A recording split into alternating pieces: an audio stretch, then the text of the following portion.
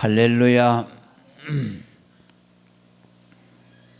오늘 증거할 제목은 다윗이 하나님을 찬송한 두 가지 이유라는 제목으로 말씀을 증거하겠습니다. 첫째는 이 다윗은 자기의 기도를 들어주시는 하나님을 찬송하고 있습니다. 6절에 보면 여호와를 찬송하며 내 간구하는 소리를 들으심이로다 라고 말씀합니다. 하나님이 다윗의 간구하는 기도를 들어주셨기 때문에 하나님을 찬송한다라고 고백하고 있습니다. 그런데 이 말씀은 우리가 이미 살펴본 대로 기도 형식으로 되어 있죠. 1절과 4절까지 계속해서 하나님 앞에 단언하는 기도를 올리다가 갑자기 장면이 바뀌어지는 거예요. 6절에 와서 그 기도가 하나님의 기도의 응답에 대한 찬양으로 바꾸어집니다. 어떻게 보면 좀 우리가 당황하게 되죠. 왜 기도했으면은 뭐 하루를 지나고 이틀을 지나고 또 뭐 한 달이 지나고 1년이 지나고 나서 하나님의 기도를 응답해 주셨습니다라고 해야 거의 정상이죠. 그런데 이 고백이 계속되어지는 연장선상에서 절이 바뀌어지면서 단언이 기도 응답에 대한 찬송으로 바뀌어지고 있다는 말씀이죠. 그러니까 이것은 뭐 한 자리에서 그대로 일어나는 일이죠. 기도하다가 갑자기 기도를 응답해 주신 것에 대해서 하나님께 찬송을 올려드리고 있습니다. 우리가 더 실제적으로 이 말을 따져본다면 기도를 지금 올렸는데 그 기도가 응답이 됐는지 안 됐는지 모르잖아요. 지금 기도를 해놓고 그래도 기도가 응답되었습니다라고 찬송하고 있는 거죠. 그러니까 여기에 대해서 칼빈은 이 말씀을 이렇게 해석하고 있습니다. 다윗은 자기가 올려드린 그 기도가 지금 눈에 보이도록 응답의 형태로 나타났기 때문에 응답에 대한 감사를 찬양을 올린 것이 아니고 기도하는 중에 영적인 깨달음으로 하나님이 그의 기도를 응답해 주셨다는 확신을 갖게 됐다는 말씀입니다. 그것은 2절에 기록된다. 다윗이 성소를 향해서 손을 들고 기도하는 중에 기도하면서 하나님이 자기의 기도를 들어주셨다는 확신을 갖게 되었다는 말씀입니다. 그러니까 4절, 5절까지는 다윗의 마음이 불안했겠죠. 하나님 앞에 소원을 아뢰면서 안달하는 마음도 있고 불안한 마음도 있었겠죠. 그런 태도에서 갑자기 찬양으로 바꾸어졌다는 말씀이죠. 자, 이것이 하나님이 우리 영혼에게 역사하시는 방법입니다.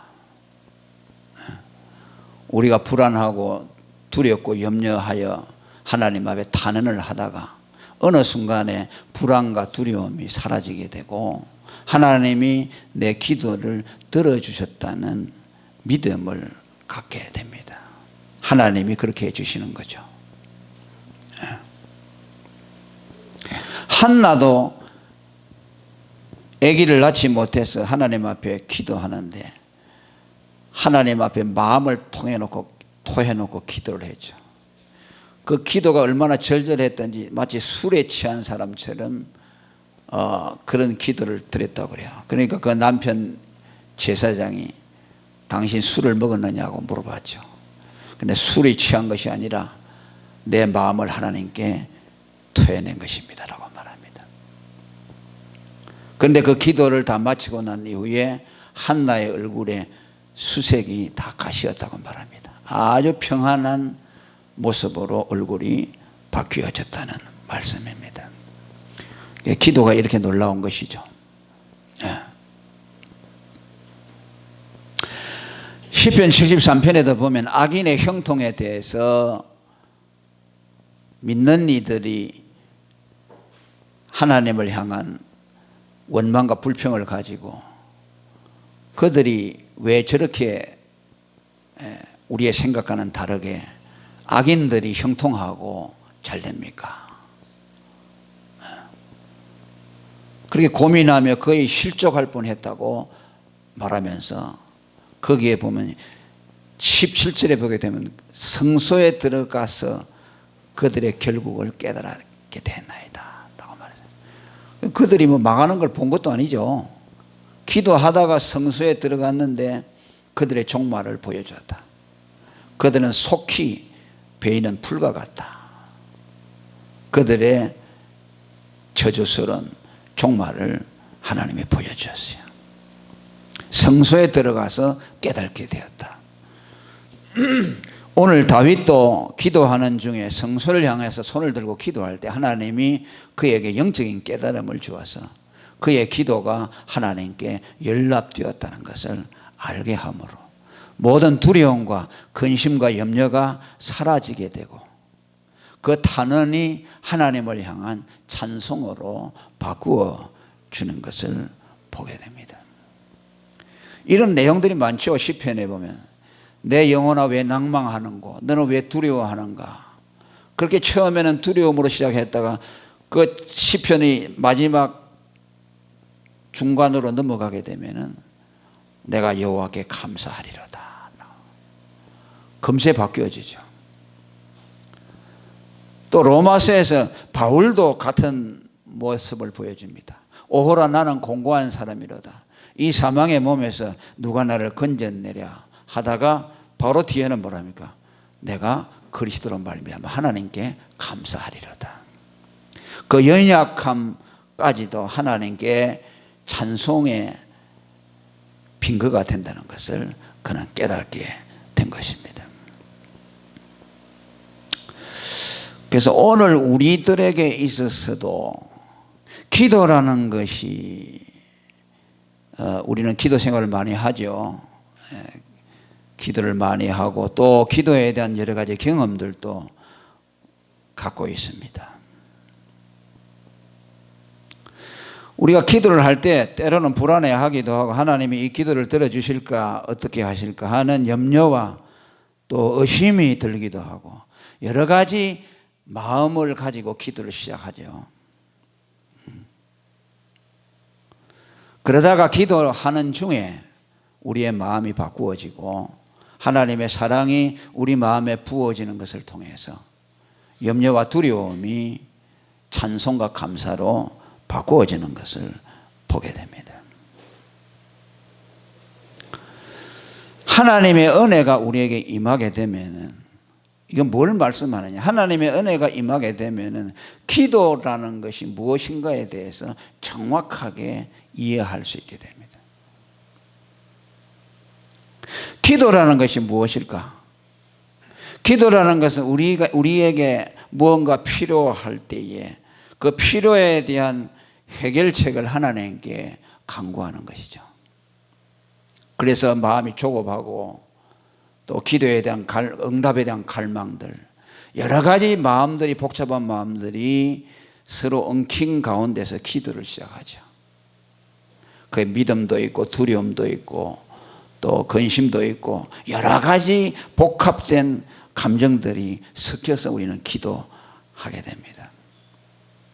그러나 기도하다가 보면은 하나님의 마음을 알게 되고 내가 왜 지금 이런 환경에 처해 있는가에 대한 영적인 깨달음이 오게 되면서 내가 간구하는 기도의 내용보다 하나님 앞에 기도하고 있다는 이 사실에 더 감사를 느끼게 되고 내게 이런 믿음을 주신 하나님께 감사가 나오게 되고 하나님이 내 기도를 들어주시든 안 들어주시든 내가 이렇게 주님 앞에 무릎을 꿇고 기도할 수 있는 믿음을 주시고 절망하지 않고 다른 데서 방황하지 않도록 하나님 앞에 이렇게 나올 수 있게 된 데 대해서 내 마음속에 감사와 찬양이 일어나게 되는 것을 경험하게 됩니다.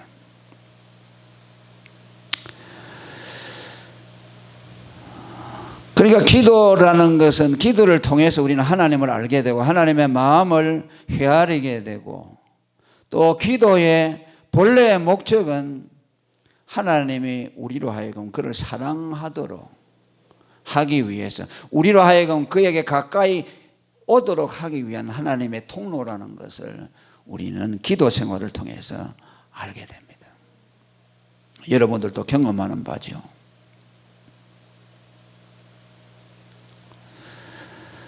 그러니까 기도라는 것은 내가 필요에 의해서 내가 불안하고 두려워서 하나님 앞에 나는 이 문제를 해결받기 위해서 기도하지만은 하나님의 마음으로 보아서는 뭐냐면요, 내가 너에게 그런 어려움을 준 것은 너가 기도하는 것을 통해서 내게 가까이 나오도록 하기 위한 것이다.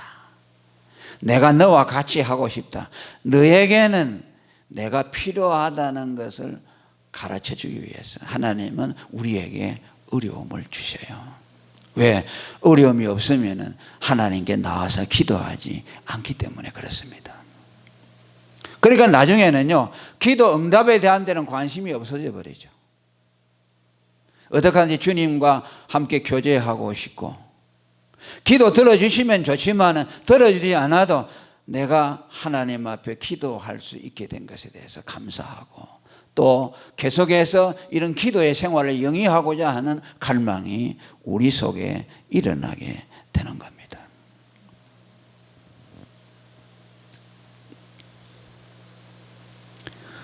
그리고 내 마음속에 기도라는 것은 하나님의 긍휼에 의해서 시작되는 것이고 우리가 기도하는 모든 동기는 하나님의 자비하심에 의존되어서 시작하기 때문에 하나님은 나의 기도를 반드시 들어준다는 믿음이 생겨나게 됩니다.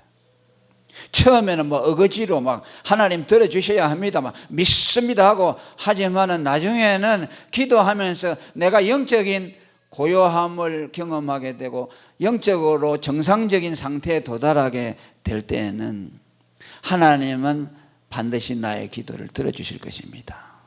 왜? 기도는 하나님의 자비에 의존된 것이고 내게 어떤 공로나 조건이나 자격에 의해서 응답이 주어지는 것이 아니라는 것을 깨닫게 되기 때문입니다. 그러니까 하나님은 내 기도를 들어주실 것입니다. 다 마음이 정리되어지고, 그죠? 하나님께 가까이 나가게 되고 그러면서 또 하나님은 내 기도에 대해서 반드시 들어주신다는 믿음이 생겨납니다. 그러면서 또 뭡니까? 하나님 기도를 들어주시는 것을 믿습니다라는 생각도 들면서 또 동시에 기도의 응답은 하나님의 뜻에 달려 있습니다라는 또 새로운 차원의 믿음이 생겨납니다. 때를 쓰고 하나님이 해주셔야 합니다라는 그 믿음에서 한 단계 업그레이드 되어서 주님의 뜻이면 이루어지게 해주시옵소서.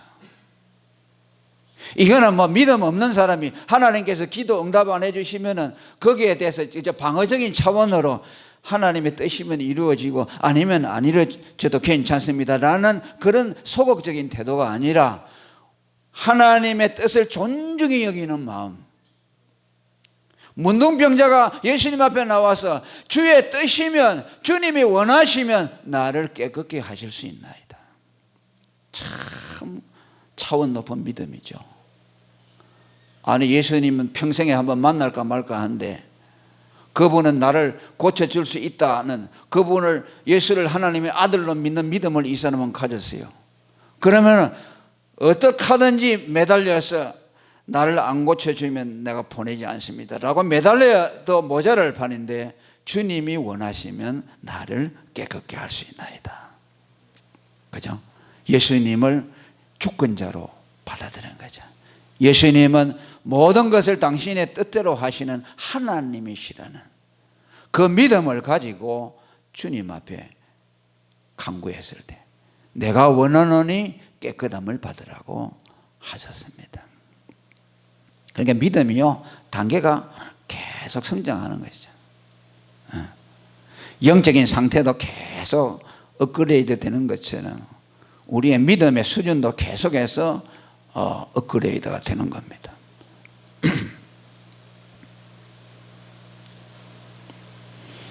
그래서 나중에는 하나님이 나의 기도에 현실적으로 구체적으로 응답해 주지 않는다고 해도 거기에 대한 원망이나 불평이 없습니다.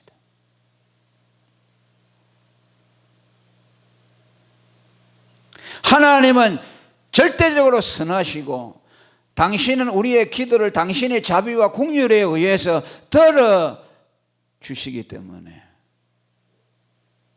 주님이 내 기도를 들어주신다는 믿음을 하나님 앞에 가지는 것을 통해서 그분의 선하심과 인자하심을 드러내려고 하는 마음이 우리 속에 생긴답니다. 하나님 들어주실 줄로 믿습니다. 믿음이 없으니까 억지로 만들어내는 것이 아니라 하나님은 당신의 자비와 긍휼하심으로 우리의 기도를 들어주신다고 해서니 주님의 긍휼하심과 자비하심은 분명한 사실이오니 나의 기도가 반드시 이루어 주실 줄로 믿습니다 라는 믿음의 기도를 하나님 앞에 드릴 수 있게 됩니다.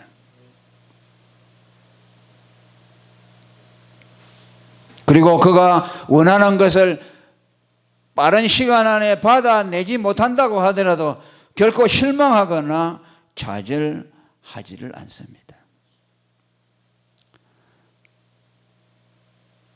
왜? 하나님의 주권을 받아들이고 또 그분은 내게 무엇이 가장 좋고 선한가 하시는 것에 대해서 나보다 더 잘 아시기 때문에 가장 좋은 것을 주시기를 원하시는 분이 내가 원하는 것을 주는 대신에 다른 것을 주실 수가 있기 때문입니다.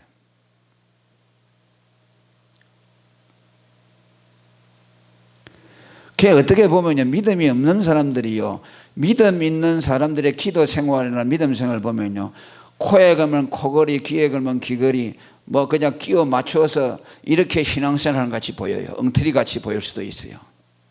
하나님 앞에 기도해서 들어주면은 들어줬다 하고 또 안 들어주면은 그 안 들어주는 이유를 갖다 막 드러내 놓고서 그래도 감사합니다 하는 걸 볼 때 세상 사람들은 위선자들이라고 할 수 있죠. 하나님이 기도 들어주지 않는데 무슨 감사한다고 하냐? 그렇게 우리를 비아냥거리고 조롱할 수가 있습니다. 그런데 우리는 전혀 거기에 대한 갈등이 없습니다. 왜냐하면 우리는 우리의 마음속에는 하나님께 영광을 돌리고 그분의 선하심과 자비하심을 찬송하려는 마음만이 우리 속에 가득해 있기 때문입니다.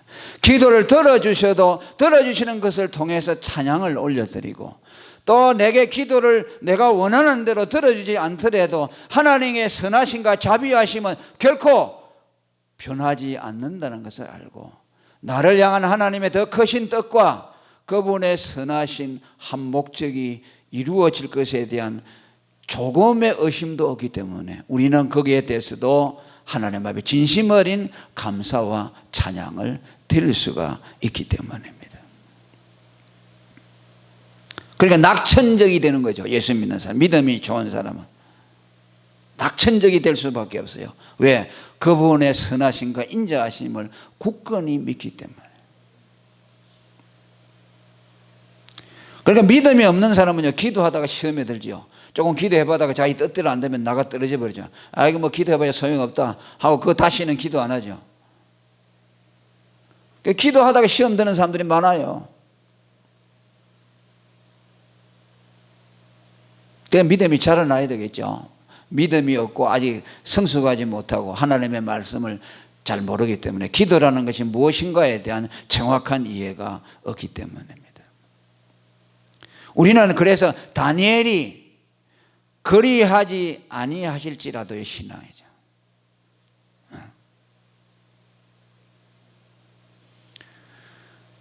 사자굴에서 나의 생명을 건져주지 아니하실지라도 나는 하나님의 말씀대로 순종하겠습니다. 하나님이 그렇게 해주시기를 원하지만은 내 마음은 사자의 입에서 나를 건져주실 것이라는 믿음을 갖고 있지만은 설사 하나님이 나를 건져주지 아니하더라도 나는 하나님의 말씀을 거슬 수가 없나이다. 왜? 하나님의 뜻대로 되는 것이 가장 좋기 때문에. 그죠? 우리를 향한 하나님의 뜻이 가장 선하고 자비로우시고 또 그것이 내게 가장 좋은 것이고 하나님께도 영광이 되기 때문입니다.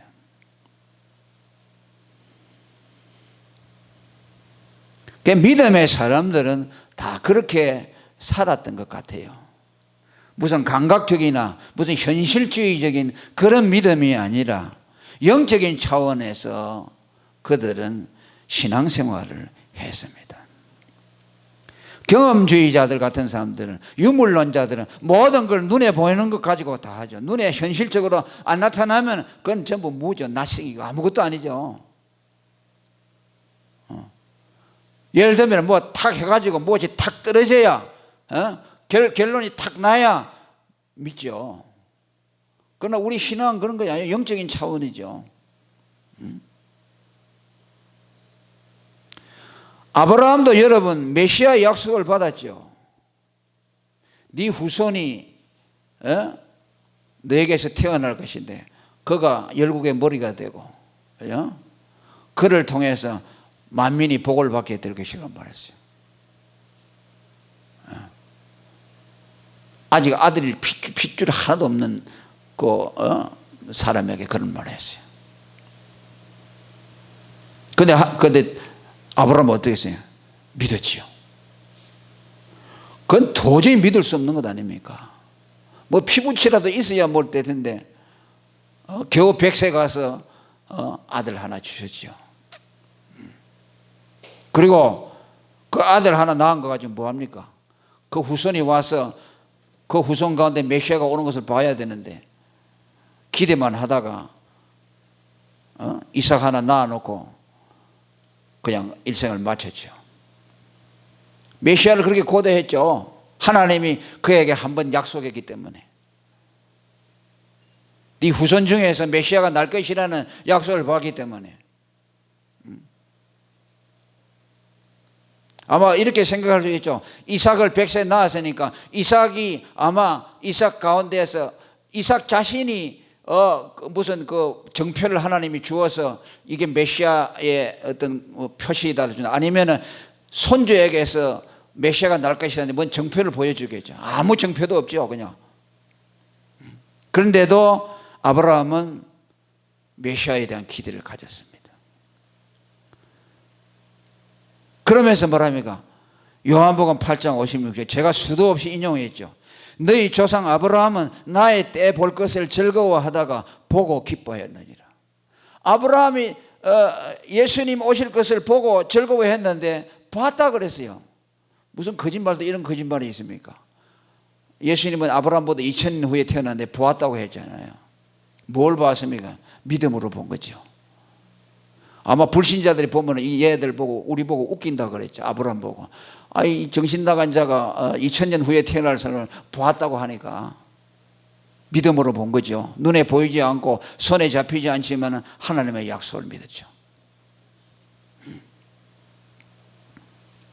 히브리 11장 14절에도 믿음의 조상들에 대한 말을 하면서, 그죠? 이 사람들은 모두 믿음을 따라 살다가 죽었습니다. 그들은 약속된 것을 받지 못했으나 그것을 멀리서 바라보고 기뻐했습니다. 아브라함이 고대했던 메시아에 대한 기대입니다. 그리고 그들은 이 세상에서 잠시 머무는 나그네에 불과하다는 것을 고백했습니다. 아브라함과 똑같았어요. 아브라함은 메시아에 대한 그런 믿음을 가진 것이 아니고 그저 멀리서 환영만 했다고 했습니다. 그러면서 그 후반절의 말씀이 독특합니다. 그리고 그들은 이 세상에서 나그네와 행인같이 살았다. 그렇게 말합니다. 이게 뭐입니까? 메시아를 보려고 했는데 메시아를 못 봤으니까 그들의 삶에 의미가 없다는 거죠. 정처 없는 삶을 살았다는 것이죠. 메시아가 딱 왔으면은 뭐 그분과 더불어서 뭐 일을 좀 이렇게 뭘 할 텐데 메시아가 고대만 하지 않았다고 말해요. 그러니까 뭐예요? 정처 없는 거예요. 이 세상에서 삶의 의미를 발견할 수 없는 거죠.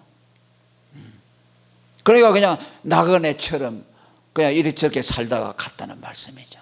그 소망만 붙들고 메시아에 대한 믿음만 가지고 그 외에는 자랑할 것이 하나도 없다는 것이죠. 그냥 그들은 메시아를 기다리는 거 그것으로 하다가 일생 끝마쳤어요. 그걸 지금 말하고 있어요. 나그네처럼 살면서 그냥 언제 메시아가 올 것인가 그 기대만 하다가 살았어요. 그것도 믿음이요. 그것도 하나님의 일이라고요.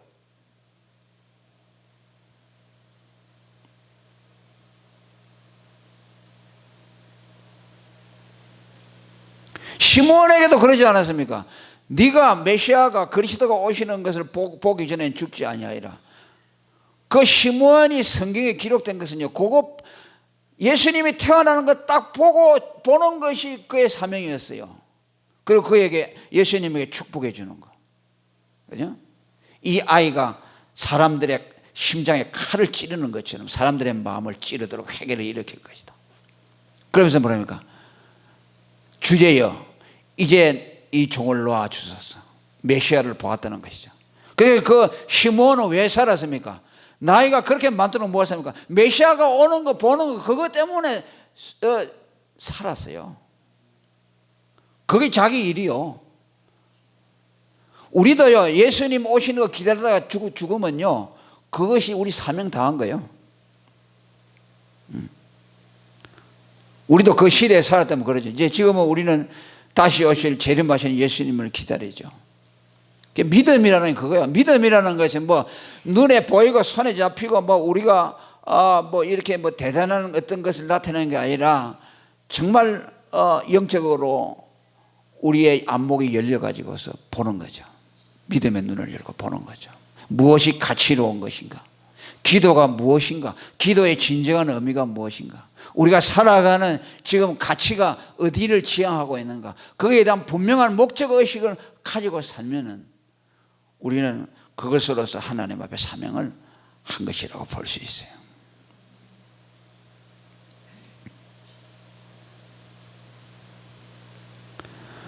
그리고 두 번째 찬양의 내용이 뭡니까?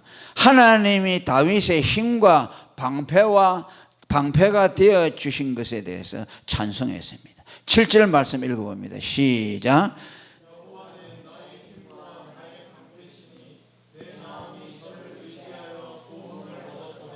아멘. 이것은 다윗이 하나님을 자기의 힘과 방패로 삼았다는 말씀입니다. 그리고 그렇게 하나님을 자기의 힘과 방패로 삼았더니 하나님이 그를 도와주셨다는 말씀입니다. 이것을 또 좀 바꾸어서 좀 문장을 순열을 한다면 이렇습니다. 내가 하나님을 의지하였더니 하나님이 나의 힘과 방패가 되어주셨다는 뜻입니다. 이게 더 우리가 이해하기 쉽죠. 오늘 우리도 하나님을 의지하면 그분이 나의 힘이 되어주시고 나의 방패가 되어주신다는 말씀입니다. 여기 힘이라는 것은 뭘 말합니까? 무슨 우리가 뭐 세상에 전문가들이 가지고 있는 그런 힘을 말할까요? 뭐 공부 잘하는 능력, 뭐 사업 잘하는 능력, 뭐 이런 것일까요? 그것이 아니라 하나님의 자녀로서 하나님을 향해서 살 수 있는 힘을 얻는다는 말씀입니다. 다윗은 능력이 많은 사람이죠. 많은 사람이지만은 다윗은 평생 자기의 힘을 의지하지 않았어요. 그가 전쟁에 나가서 승승장구할 수 있었던 것은 그가 자기의 힘을 의지하지 않고 군대의 힘이나 마병의 수를 의지하지 않고 하나님을 전심으로 의지했기 때문에 하나님이 그의 힘이 되어 주신 결과입니다.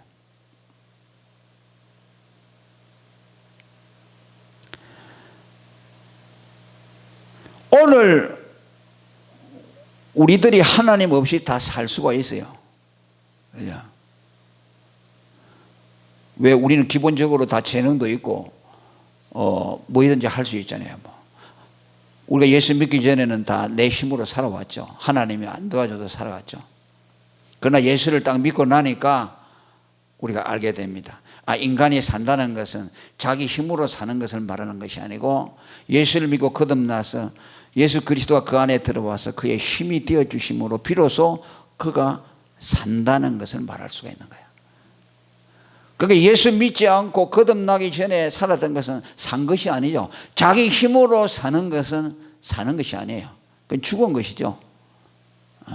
예수를 믿고 예수가 그 안에 들어와서 자기의 힘이 되어줄 때에, 그죠? 그 사람은 살았다 할 수 있는 것이고, 그때부터 그는 하나님이 그의 힘이 된다고 말할 수가 있어요.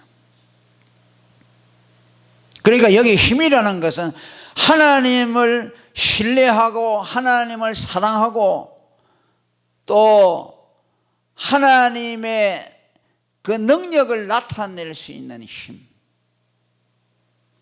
저 사람은 자기의 힘이 아니고 하나님의 능력으로 사는 사람이다라는 것을 나타낼 수 있도록 하나님의 힘으로 살아가는 사람, 그것을 말씀하고 있죠. 다윗은 그것을 말씀합니다. 그에게 있어서 하나님이 자기의 힘이 되어주었다. 할렐루야. 하나님을 전심으로 의지해서 하나님이 그의 모든 존재의 근원이 되어주셨다. 모든 살아가는 힘의 원천이 되어주셨다는 말씀입니다.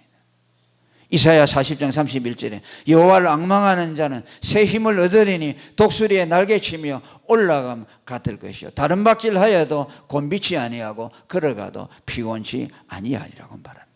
시편 18편 1절에 있는 말씀대로 나의 힘이 되신 여호와여 내가 주를 사랑하나이다. 오늘 그것이 우리도 마찬가지죠. 오늘 우리가 무슨 힘으로 살아갑니까? 하나님의 힘으로 살아가죠. 예수님이 뭐라 합니까? 요한복음 15장에 포도나무와 가지에 비유해서 너희가 나를 떠나서는 아무것도 할 수 없다. 그죠?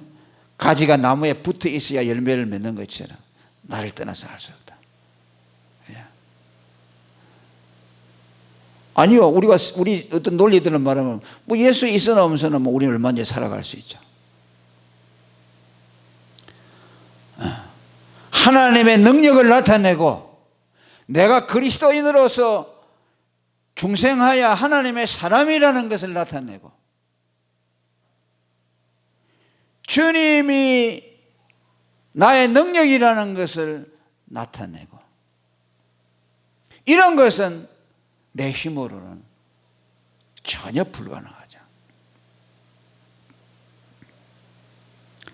히브리 9장 14절에 흠없는 자기를 하나님께 드린 그리스도의 피가 우리로 하여금 하나님을 섬길 수 있도록 만들어준다고 말합니다. 너희 양심으로 죽은 행실에서 깨끗하게 하고 살아계신 하나님을 섬기게 못하겠느냐고 말합니다.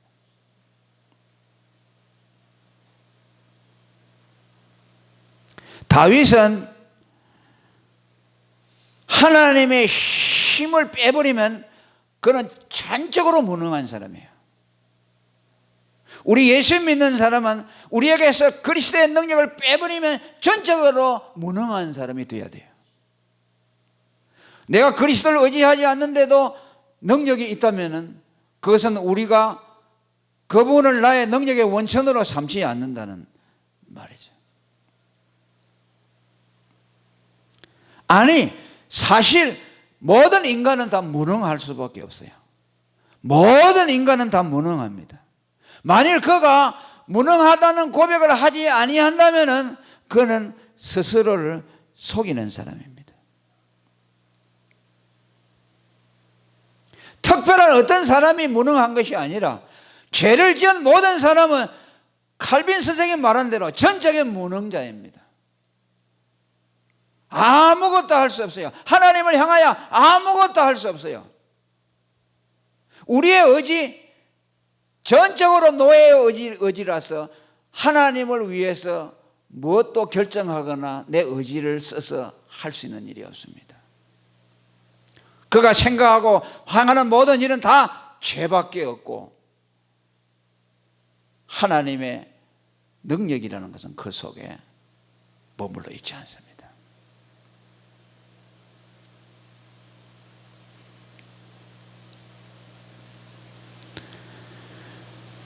가장 어리석은 자는 어떤 사람이에요? 자기가 무능하다는 것을 모르는 사람입니다. 그래서 전심으로 그리스도를 의지하지 않는 사람, 그리스도를 의지하지 않아도 살아갈 수 있다고 스스로 생각하는 그 사람은 가장 무능한 사람입니다. 그렇기 때문에 그는 인간의 능력이 있느냐 없느냐에 대해서 관심이 없습니다.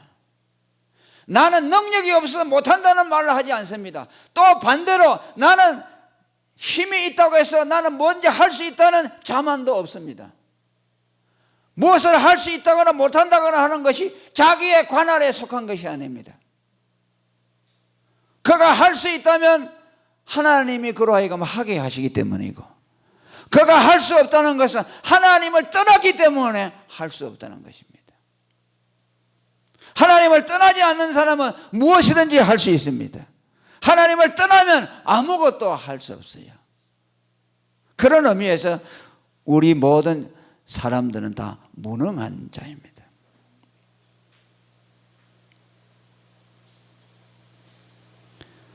그러나 그리스도가 우리 안에 들어오셔서 나의 생명이 되어 주시고 나의 능력이 되어 주실 때 우리는 하나님을 향해서 강한 능력을 나타낼 수가 있어요.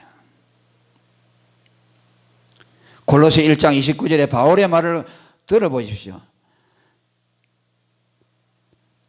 내 속에서 능력으로 역사하시는 이의 역사를 따라 힘을 다하여 수고한다고 말해요. 바울이 하나님을 위해서 힘을 다하여 수고하는데 그것이 누가 하느냐? 자기 안에서 능력으로 역사하는 그리스도의 역사로 행한다고 말합니다. 고린도전서 15장 10절에도 내게 주신 그의 은혜가 헛되지 아니하여 내가 모든 사도보다 더 많이 수고하였으니 이는 내가 아니요 오직 나와 함께 하신 하나님의 은혜라고 고백할 수 있어요.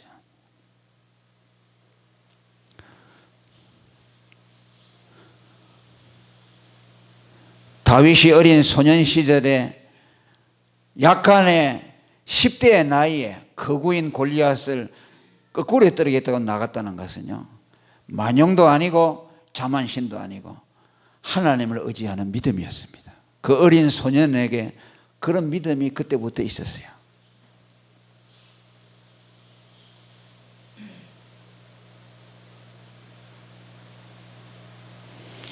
저는 하나님의 성령이 우리와 같이 하신다는 걸 알고 나서부터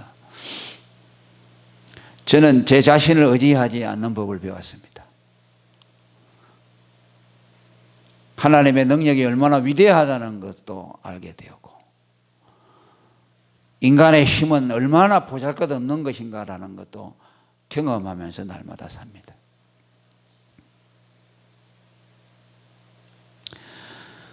다윗은 오늘 여호와가 나의 힘이요 방패라고 하는 것은 그의 믿음의 고백입니다. 그가 하나님을 어떻게 생각하는가, 하나님을 어떤 분으로 고백하고 있는가라는 신앙의 고백이 여기에 담겨 있습니다. 하나님이 그의 방패가 되어주면 어느 누구도 자기를 해칠 수 없다는 것을 알았습니다. 또 하나님이 힘이 되어주시면 이 세상에 무능한 자가 없다는 것도 그는 경험했습니다. 다윗뿐이겠습니까? 오늘 우리도 마찬가지인 줄로 압니다. 우리가 예수를 믿고 그리스도가 내 안에 들어와서 사신다면 우리도 다윗과 같은 동일한 고백을 할 수 있어야 됩니다. 나는 능력이 없기 때문에 못합니다 라고 말하는 것은 아주 큰 교만입니다. 그건 뭐입니까? 하나님을 신뢰하지 않고 자기를 신뢰하고 있다는 것입니다. 또 나는 무엇이든지 할 수 있다고 덤비는 사람이, 그것이 자기 안에 있는 그리스도로 말미암아 나온 것이 아니라면 그는 능력이 무엇인가를 아직도 모르는 사람입니다. 오늘 저와 여러분에게 그리스도만이 유일한 능력입니다. 우리 안에 사셔서 오늘도 그분으로 인하여 우리를 능하게 만들어 주시고 충성하게 하시고 그분의 뜻을 쫓아가도록 만들어 주시는 그분이 여러분들과 평생 함께 하실 것입니다. 아멘. 그래서 그분을 의지하는 자에게는 반드시 그분이 힘이 되어 주시고 방패가 되어 주셔서 끝까지 믿음의 길을 걸어가게 하시고 그분을 위해서 충성할 수 있도록 만들어 주실 것입니다. 이런 믿음을 우리 모두 같이 공유하기를 예수님의 이름으로 축원합니다. 통성으로 기도하겠습니다.